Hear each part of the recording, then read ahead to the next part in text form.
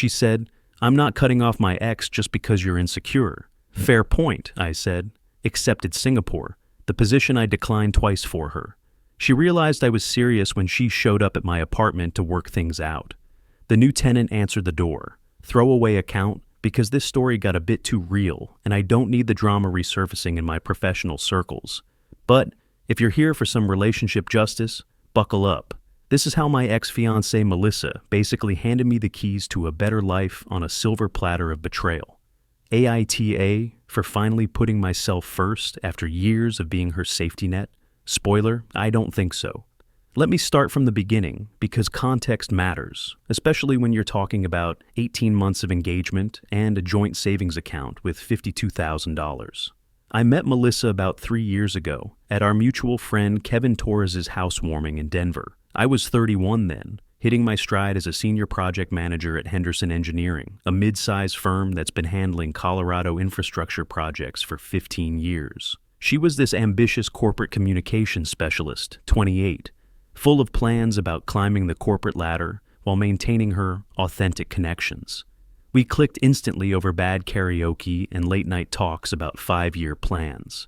I fell hard, and she seemed to as well.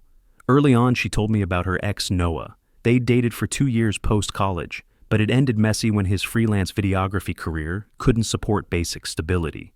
She painted him as unreliable, someone who left her feeling anxious about the future. I, on the other hand, was the stable one. Steady income, 401k maxed out, plans for home ownership. That's what she said she loved about me. That's what made her say yes when I proposed 14 months later. The engagement felt right. We opened that joint savings for the house down payment, started wedding planning with an $8,000 venue deposit, even got pre-approved for a mortgage on a $420,000 house in Stapleton. But that's when Noah started creeping back into the picture. At first, it was innocent enough, a text here and there about some mutual friend's life update. Just staying connected to our old circle, she'd say. I'd see his name pop up on her phone during HGTV marathons while we house hunted, and she'd laugh it off.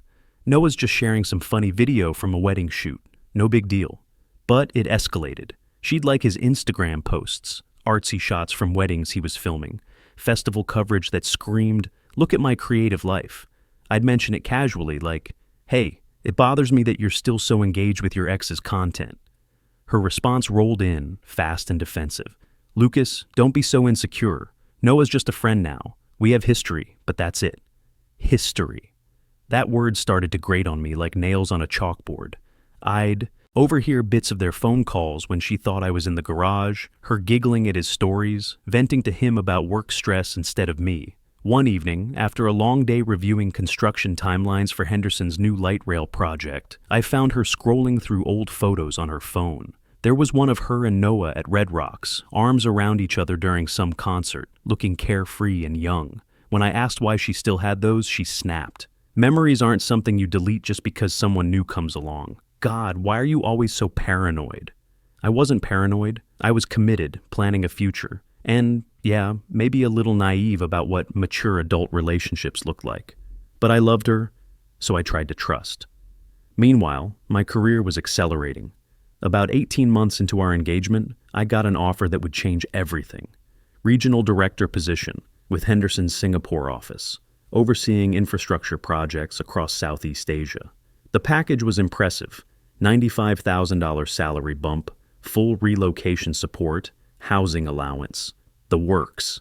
It was a dream role, managing cutting-edge smart city developments in Marina Bay's financial district, living internationally, building something meaningful.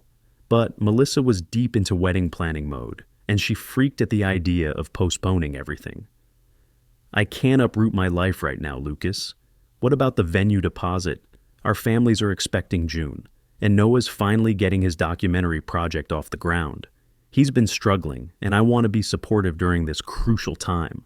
Wait, what? Noah's documentary mattered more than our future? I turned it down for her. She hugged me tight that night, whispering how much she appreciated my sacrifice. "You're my rock, Lucas. I don't know how we'd make this work long distance." But 8 months later, the offer came again. Same position, even better terms, expedited start date. Melissa was supposedly in a better headspace by then. Wedding planning mostly done. But she hesitated again. Singapore sounds amazing, but I don't know if I'm ready for that big a transition. My career's finally gaining traction here, and Noah's documentary got picked up by that streaming platform. He's stressed about post-production deadlines. I feel weird abandoning everyone during important moments. Again, Noah, I declined the second time, telling myself it was for us, for the stability of our timeline. My boss, Diana Rodriguez, was baffled. This is career suicide, Lucas. Regional director opportunities don't come often, especially at your age. You sure about this? The situation hit a breaking point 6 months later, right after we'd closed on our house in Stapleton. By then, things with Melissa were strained. Her friendship with Noah had ramped up significantly. Coffee meetups she downplayed as catching up about industry stuff. Late-night texts she'd angle away when I walked into the room. I'd catch her comparing us subtly. Noah's documentary is getting festival submissions. It's so inspiring to see someone chase their artistic vision. Your job's stable, but it's just predictable. It stung. I was the one covering the mortgage when her corporate communications role hit budget cuts during a company restructuring. I was planning date nights, handling wedding vendor coordination when she got overwhelmed. Yet, I was predictable. When the Singapore email landed in my inbox for the second time, I brought it up over dinner at our new dining room table. Melissa, this could be huge for us. Fresh start, international experience, the role I've been working toward for years. She sighed, twirling her pasta. I get it, but I'm finally happy here. We just bought this house. And honestly, if you're pushing this because you're jealous of Noah, that's on you. Jealous? Maybe a little, but it was more about respect and boundaries. I wanted a partnership where my fiancée didn't seek emotional support from her ex while dismissing my career aspirations. Look, if we're serious about marriage, maybe we need some boundaries around your contact with him. It feels like emotional cheating. Her eyes narrowed. Emotional cheating? Wow, Lucas, that's dramatic. I'm not cutting off my ex just because you're insecure. People can maintain friendships after dating. Grow up. That line hit like a sucker punch. I'd sacrificed 2 career-defining opportunities for her comfort, covered financial gaps when her job was uncertain, and now I was the insecure one. I sat there, staring at my plate, feeling the weight of those 2 declined offers pressing down like concrete blocks. But I didn't argue, not yet. Instead, I nodded slowly. Fair point. And in that moment, something fundamental shifted. I excused myself to the bathroom and replied to the email on my phone. Accepted. Start date in 10 weeks. No fanfare, no announcement to Melissa. Just a quiet decision to stop being her backup plan while she kept Noah as her emotional primary. The next few weeks were a masterclass in compartmentalization. Melissa acted like nothing had happened, still texting Noah openly, posting vague Instagram stories about cherishing authentic connections and not letting fear dictate your relationships. I kept my acceptance under wraps, coordinating with Henderson's relocation team, quietly arranging to rent out our house for $2,800 monthly to cover the mortgage, setting up international banking. Internally, I was processing years of one-sided sacrifice. Why had I declined Singapore twice? For someone who saw my stability as boring. The confusion gnawed at me during evening walks around our new neighborhood, watching couples walk their dogs, wondering if I'd been living in a fantasy of partnership while she was managing a portfolio of relationships. Things came to a head about 5 weeks before my departure date. Melissa had been distant, spending more evenings networking, code for hanging out with Noah and their creative crowd, I suspected. I'd seen her liking his posts about late-night editing sessions and coffee runs that looked suspiciously like dates.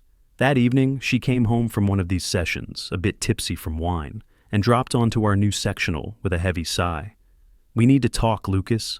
I knew what was coming. I set down my laptop, calm as ever. "Okay, what's up?" She fiddled with her engagement ring, avoiding eye contact. "This isn't working. You're suffocating me with all this jealousy about Noah. He and I are just friends, but you keep making it a thing. I need space to figure out what I want without feeling guilty about maintaining my connections." Space, right? What you want, like with Noah? She rolled her eyes, that familiar condescending smirk. "See, there it is again. Insecure Lucas. Noah gets me on a creative level. He's passionate, spontaneous. We have deep conversations about art, life, purpose. You're always so focused on spreadsheets and timelines and 5-year plans. You turn down that Singapore thing twice because you're scared of change, scared of taking risks. I almost laughed at the irony, but held it in. I turned it down for you, Melissa, twice. She waved it off dismissively. Whatever, the point is I deserve someone who matches my energy. Noah's not perfect, but at least he doesn't try to control who I talk to. I'm not saying I'm running back to him, but we've been reconnecting, and you holding me back from that friendship is manipulative. Her words were surgical in their selfishness, twisted with that entitled logic that made my years of support sound like oppression. So, you're choosing his friendship over our engagement. God, why does it have to be a choice? But if you're forcing it, then yes. I'm not cutting him off just because you're threatened. That's manipulative, Lucas. If you trusted me, this wouldn't be an issue. Manipulative. From the woman who'd guilt-trip me into declining career opportunities while entertaining her ex behind my back. She leaned back, crossing her arms, looking so sure of herself. I think we should take a break, maybe permanent. I'll stay at Jenna's tonight, give you time to think about how controlling you've been. I didn't beg, didn't raise my voice, just looked at her steadily, this woman I'd planned to marry, who just called my commitment controlling and my concerns manipulative. Fair point. If that's what you want, go ahead. She blinked like she expected a fight, expected me to panic. Wait, that's it? No, please stay. You're just okay with this? What do you want me to say, Melissa? You've made your choice clear. She huffed, grabbing her purse and overnight bag. Fine, whatever. You'll regret this when you realize no one else will put up with your boring, predictable routine. Have fun with your spreadsheets. And with that, she stormed out, slamming the door. I heard her car, engine fade into the distance, leaving me alone in our house. Well, my house now. The silence was deafening, but not crushing. I poured a scotch, sat on our balcony overlooking the mountains, and let the unfairness wash over me. Years of loyalty dismissed as controlling, sacrifices thrown back in my face as evidence of my limitations. Part of me wanted to call her, explain the Singapore situation, make her see what she'd lost. But that would be begging, and I was done with that dynamic. Instead, I texted Diana, Singapore move confirmed, processing final arrangements. Then I blocked Melissa's number, not out of spite, but for my own peace. The next morning, I contacted our real estate agent about converting to a rental property, already having identified a young professional couple through Henderson's relocation network. Started saying quiet goodbyes to friends and colleagues. No drama, no social media announcements. Just forward motion toward something that was mine alone for the first time in years. The joint account dissolution took 2 weeks of paperwork. Melissa kept her half $26,000 that I'd helped her build during her unemployment stretch. I moved the remainder to my personal account, along with documentation for the lawyers handling our engagement dissolution. Wedding vendor cancellations cost us the $8,000 venue deposit, but everything else was recoverable. Melissa tried reaching out within days, probably expecting me to come crawling back. Texts from unknown numbers. It's Melissa. My phone's acting up. Can we talk? I didn't mean for things to end like that. I didn't respond. Then emails. Lucas, come on. You're being childish. Let's meet and sort this out like adults. Still nothing from me. Word got around through our circles. One friend messaged, Dude, Melissa's telling everyone you overreacted about Noah. Says you're ghosting her out of spite. I kept my responses neutral. We wanted different things. Wish her well. No bad-mouthing, no details about Singapore. That was mine. The day before my flight, I handed keys to the new tenants, Mark and Julie, a young engineering couple who reminded me of Melissa and me 2 years ago, full of hope and house-hunting excitement. Place is yours now. $2,800 monthly covers everything. Good luck. They nodded, oblivious to the backstory. I crashed at a hotel near the airport, feeling a mix of nerves and liberation. For the first time in years, I wasn't planning around someone else's emotions or limitations. Landing in Singapore was surreal. The skyline, the efficiency, the immediate welcome from Henderson's Asia-Pacific team. My new role exceeded expectations, coordinating smart infrastructure projects across multiple countries, working with cutting-edge sustainable technology, building something meaningful on an international scale. I found a modern apartment in Marina Bay with floor-to-ceiling windows overlooking the gardens by the bay, started exploring the incredible food scene, even picked up some Mandarin phrases from colleagues. The transformation was gradual but profound. I'd been holding myself back for her vision of our life, and now I was free to build something entirely mine. Friends back home kept me loosely updated, though I didn't pry. Melissa's hanging with Noah a lot now, seems official. Good for them, I thought, genuinely at first. But karma started rolling in, slow at first, then like a freight train. About 8 weeks into my Singapore life, Kevin Torres messaged, "Hey man, thought you should know Melissa and Noah are together now. She quit her communications job to help him with his documentary project. They're talking about traveling while he films." I chuckled at my desk, overlooking Marina Bay's evening skyline. Predictable indeed. The shine wore off quickly. From what I pieced together through sporadic updates, Noah's success came with significant baggage. His documentary project was constantly behind schedule, bleeding money from investors who'd grown tired of missed deadlines and budget overruns. The streaming platform had backed out after seeing rough cuts that lacked focus and professional polish. Melissa, fresh off our breakup, had impulsively quit her job to support his artistic vision, draining her half of our joint savings, and $26,000 I'd helped her build during her unemployment stretch. They bounced around for a bit, chasing festival submissions and funding opportunities, burning through her financial cushion while Noah's debt mounted. Credit cards maxed from equipment purchases and travel expenses that generated little revenue. Friends started distancing themselves from her drama.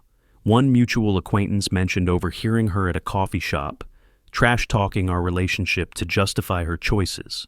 Lucas was too safe, too controlling. Noah's real passion, real creativity.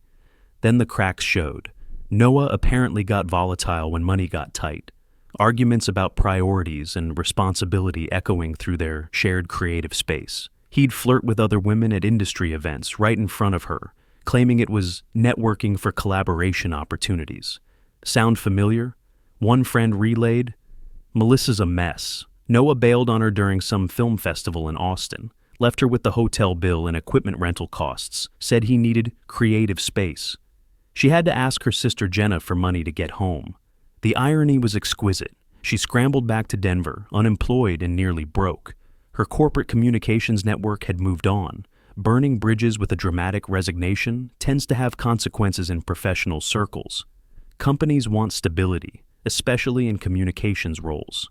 Her social media shifted from smug couple shots with Noah to vague posts about growth through challenges and learning from mistakes.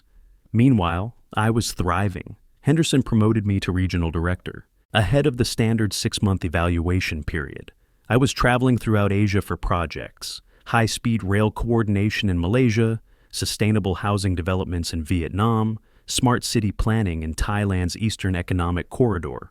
My LinkedIn was flooded with congratulations from colleagues and old friends who had watched my career accelerate once I'd escaped that limiting relationship.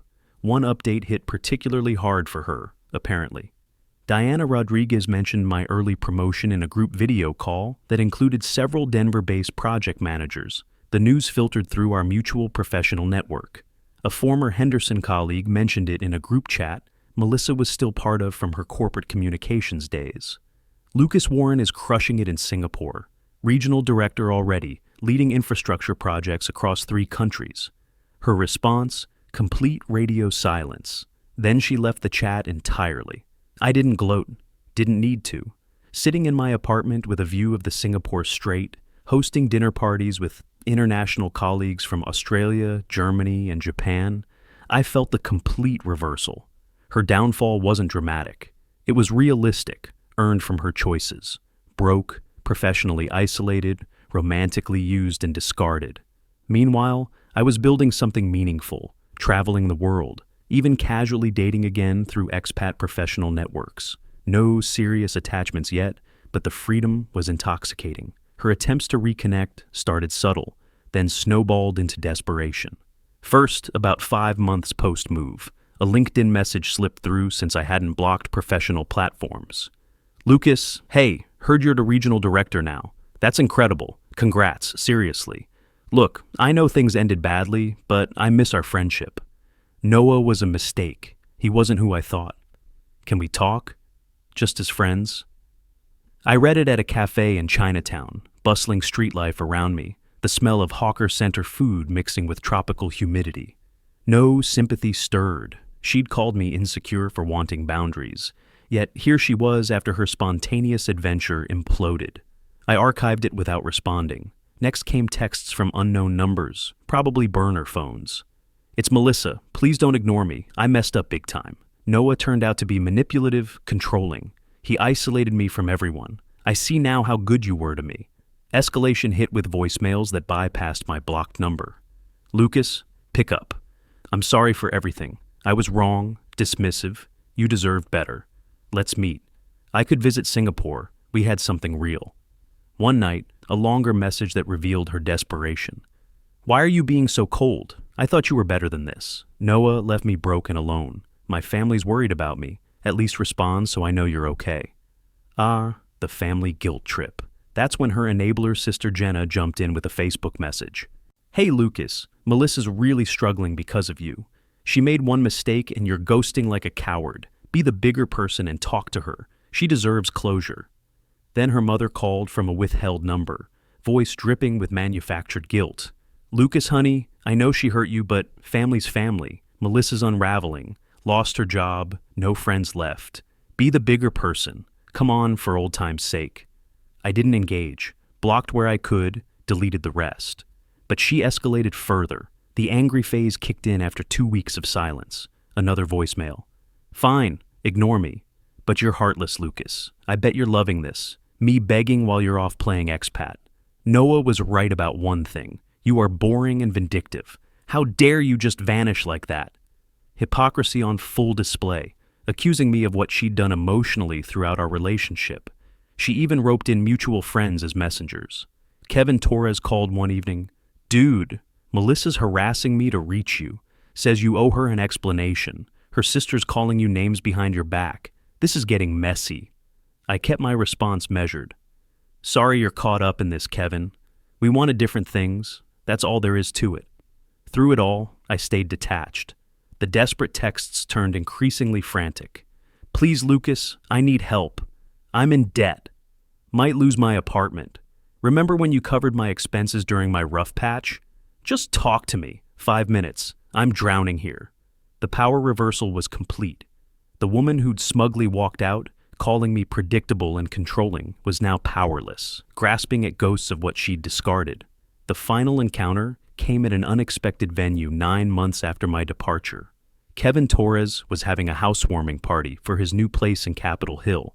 I'd flown back for it, my first trip stateside since relocating, combining it with a Henderson corporate review meeting.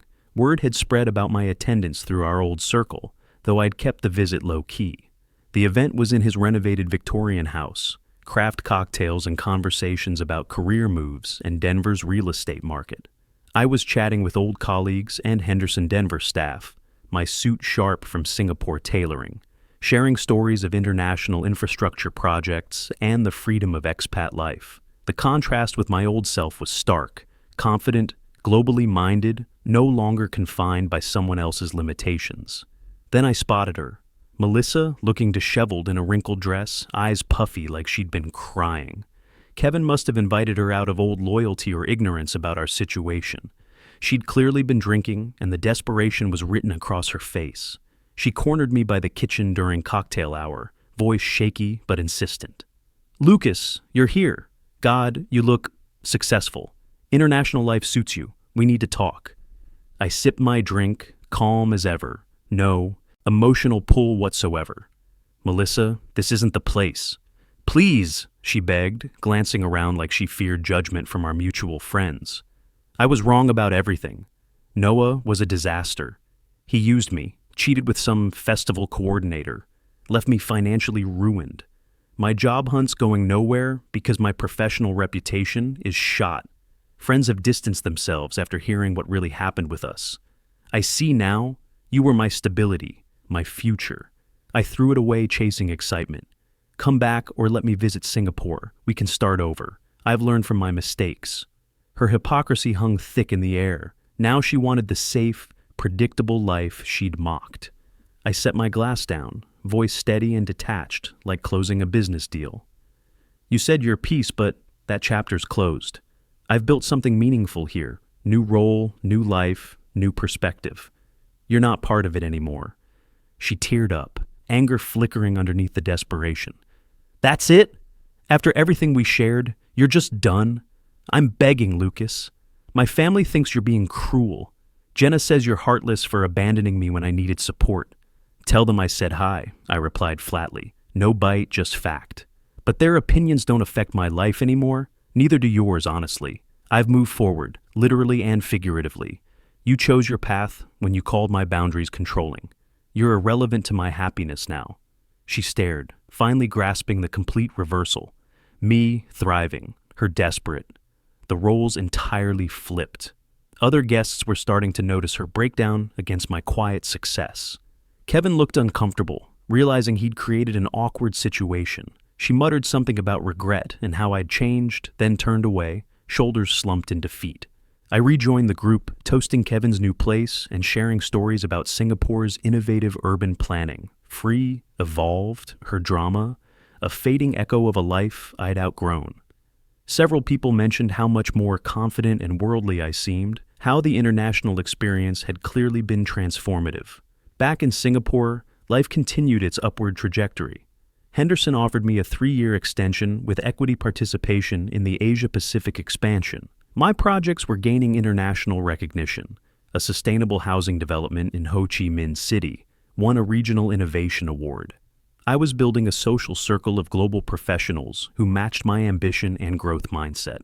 The rental income from our old house covered the mortgage with $700 monthly profit. I'd invested Melissa's buyout portion wisely. Singapore's financial sector offered opportunities I'd never had access to in Denver. My portfolio was growing, retirement projections accelerated by international tax advantages. Zero backward glances toward a woman who'd mistaken my loyalty for weakness, and my commitment for control.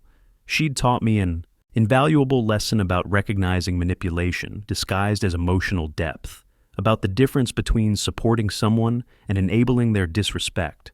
Friends occasionally updated me on her situation, living with her parents, struggling with freelance communications work, Noah completely out of the picture after leaving her with his production debts. I felt no satisfaction in her misfortune, just profound gratitude for the escape she'd handed me. Sometimes the best revenge isn't revenge at all. It's simply accepting the upgrade when someone hands you the keys to a better life. She called me predictable. Turns out, predicting a better future and executing on it was exactly what I needed. Fair point, indeed.